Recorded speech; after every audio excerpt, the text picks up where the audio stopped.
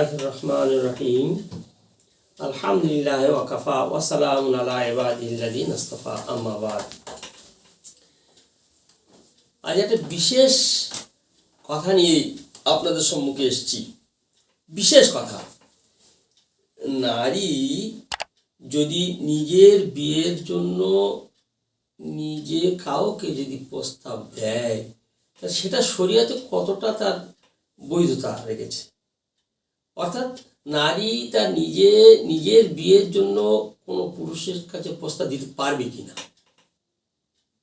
এবারও একটা বুখারী শরীফের হাদিস আপনাদের শোনাচ্ছি। হযরত আনাস রাদিয়াল্লাহু আনহু থেকে বর্ণিত। দীর্ঘ 10 বছরের খাদেম হযরত আনাস, সেই হযরত আনাস রাদিয়াল্লাহু আনহু বয়ান করছেন, জাআত ইমরাতুন ইলা রাসূলিল্লাহ সাল্লাল্লাহু আলাইহি সাল্লাম। এক সময় একজন মেয়ে ছেলে আল্লাহ রসুল সাল্লাল্লাহু আলাইহি সাল্লামের দরবারে এলেন। তারজু আলাইহি নফসাহা, এসেই তখন আল্লাহ রসুল সাল্লাল্লাহু আলাইহি সাল্লাম কয়েকজন সাহাবীকে নিয়ে বসেছিলেন। হুজুর পাক সাল্লাল্লাহু আলাইহি সাল্লামের কাছে আসার পরে নিজেকে নিজেই আল্লাহ রসুল সাল্লাল্লাহু আলাইহি সাল্লামকে পেশ করে দিলেন। আমার কি পেশ করে দিলেন? যে আল্লাহ রসুল, আল্লাহকে হাজাত, আপনার প্রয়োজন আছে কি আমাকে বিয়ে করার? মানে আমি আপনাকে ন্যস্ত করে দিতে চাচ্ছি, অর্থাৎ বিয়ে করতে চাচ্ছি। আপনার প্রয়োজন আছে কি আপনি আমাকে বিয়ে করবেন? আপনি আমাকে বিয়ে করবেন? তা নিজে প্রস্তাব দিলেন। ফাকালাত ইবনাতুহু, এই সেখানে আমার ছেলে হযরত আনাস রাদিয়াল্লাহু আনহু একটা ছোট মেয়ে মানে একেবারেই ছোট নয়, মুরাহিক, বড় হয়ে গেছে বা বালেগা, এখন বিয়ে হয়নি। আনাস রাদিয়াল্লাহু আনহুর মেয়ে সেখানে উপস্থিত। আনাস যখন মেয়েটা শুনতে পেল যে ওই মেয়েটা এসে নিজে নিজে আল্লাহ রসুলকে বিয়ের প্রস্তাব দিচ্ছে, এ কি বিয়ে হয় আমি? কওয়ালাত ইবনাতুহু, আনাস রাদিয়াল্লাহু আনহুর বেটি তখন বলছেন, মা আকাল্লা হায়া উহা, কত নির্লজ্জ, কত একটা বেহায়া, হায়া লজ্জা নেই, কি করে বললো? ফাকালা, হযরত আনাস তখন শুনে বলছেন, ও আমার বেটি, ইয়া খায়রুম মিনকি, তোমার থেকে ও অনেক উত্তম। তুমি কাকে কি বলছো? ও একজন নারী, তুমি একজন নারী, তোমার থেকে ও অনেক উত্তম, ওর অনেক বেশি হায়া আছে। কেন? আরাজাত আলা রাসূলিল্লাহ সাল্লাল্লাহু আলাইহি ওয়াসাল্লাম নফসাহা, তিনি আল্লাহ রসুল সাল্লাল্লাহু আলাইহি ওয়াসাল্লামের কাছে নিজের প্রস্তাব দিয়েছে যে আল্লাহ রসুল, আপনার যদি প্রয়োজন থাকে আমাকে বিয়ে করে নেন। আল্লাহু আকবার, সত্যিকারের কথা। এইটাই তার লজ্জার পরিচয় দিয়েছেন। কারণ বৈধভাবে দোজাহানের বাদশাহ মুহাম্মদ রাসূলুল্লাহ সাল্লাল্লাহু আলাইহি ওয়াসাল্লামের সঙ্গে বিয়ে হবে, আর বৈধভাবে যৌন ক্ষুধা পরিতৃপ্তি হবে, বৈধভাবে সংসার জীবন কাটাবে, বৈধভাবে আল্লাহ পাক তাবারক তাআলার ভয় করে বলেই সেইভাবেই চলবে। আল্লাহর ভয় আছে বলে তাই আজ বৈধ প্রস্তাব দিতে এসছেন। আর যার আল্লাহর ভয় নেই, যার লজ্জা নেই, সে তখন অবৈধভাবে এই ভেতরে ভেতরে চালিয়ে চলবে। তার সম্পূর্ণ শরীয়ত বিরোধী কাজ, সম্পূর্ণ আল্লাহ পাকের নাফরমানি করার কাজ, নিজের মন চাই জিন্দেগি বাসার করবে। এই কারণেই আল্লাহ রসুল সাল্লাল্লাহু আলাইহি ওয়াসাল্লাম হাদিস পাকের মধ্যে বলছেন, আল ইমানু বিজু ওয়া সাবউনা শুবাতান, ইমানের 72 থেকে কিছু বেশি, 80 কম, 77 হতে পারে, 78 হতে পারে শাখা পোশাক আছে, ডালপালা আছে।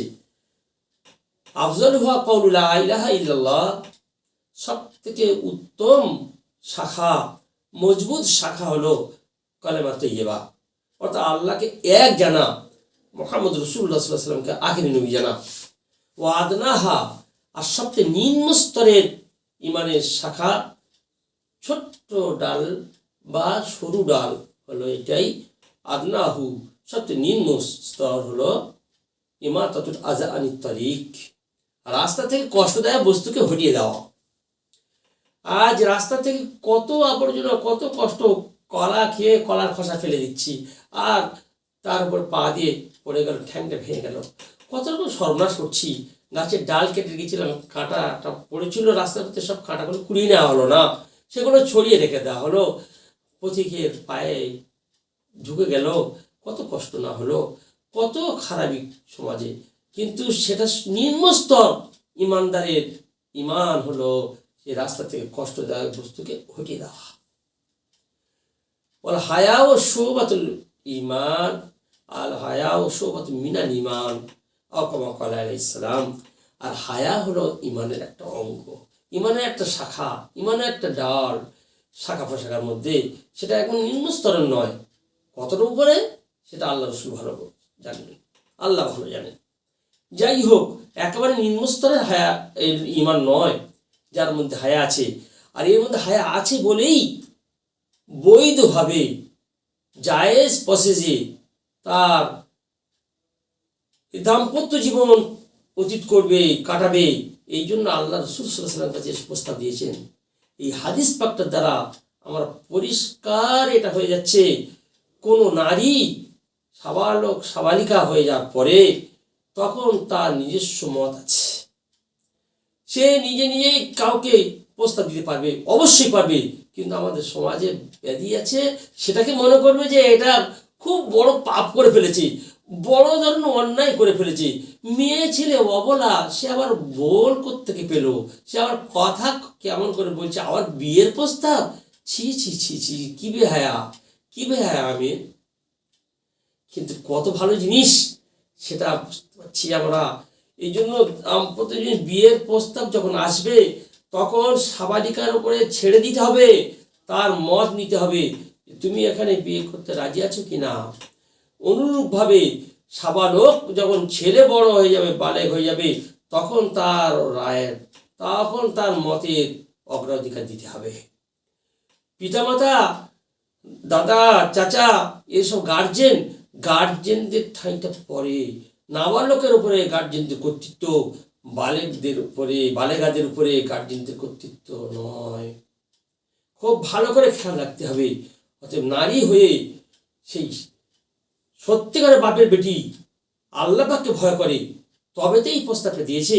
বুখারী শরীফের মধ্যে এই হাদিসটা বর্ণনা করা হয়েছে 6123 নম্বর। তাই আমি বারবার বলি, যখন ছেলে হোক বা মেয়ে হোক বয়স হয়ে যাবে, বালেগা হয়ে যাবে, তখন তাদের নিজস্ব একটা রায় আছে, তাদের মতামতের একটা দাম আছে।